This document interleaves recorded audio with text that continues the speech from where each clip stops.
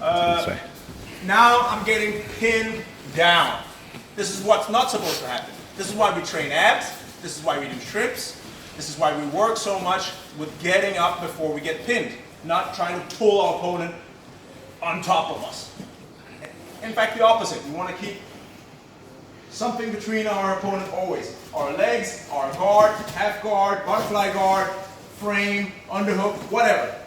Now if he gets past, now this is bad. Look how he's passed. Nice, good pressure. Now I want to keep the frame. If my arms end up on each side of his body, now I first have to work for the frame. Okay? So guys, let's just start with the frame.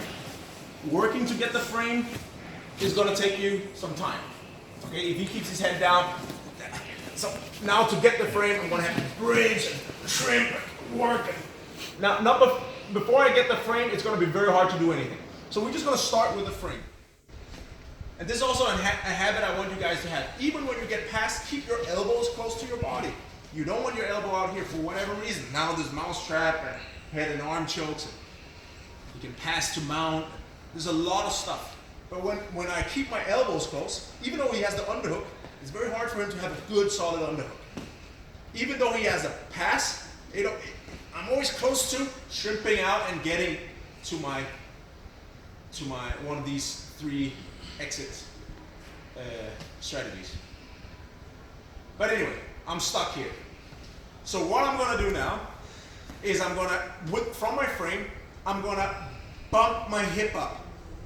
When I bump my hip up, I have 2 options. The first option, I get my underhook arm in between and I push the other arm up and I hide my head.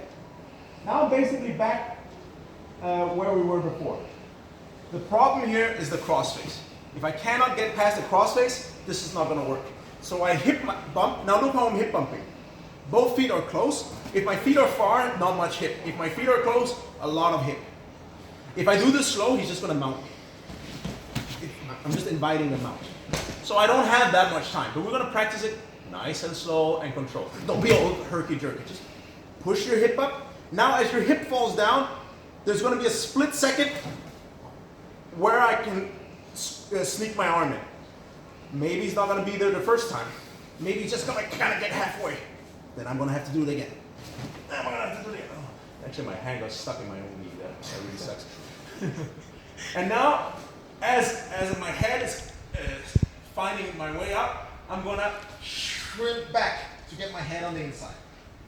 If my head doesn't get past his crossface, I'm going to end up in one of these spine twisting positions. I'm not really going to get anywhere. And now I've given away my arm, and now he can start attacking, head, arm, neck, whatever. So I need to get my head on the inside. When I get to here, now I have all 3 options from before. You guys see that? Got my underhook. I can get my knees in between, and I can work to get up.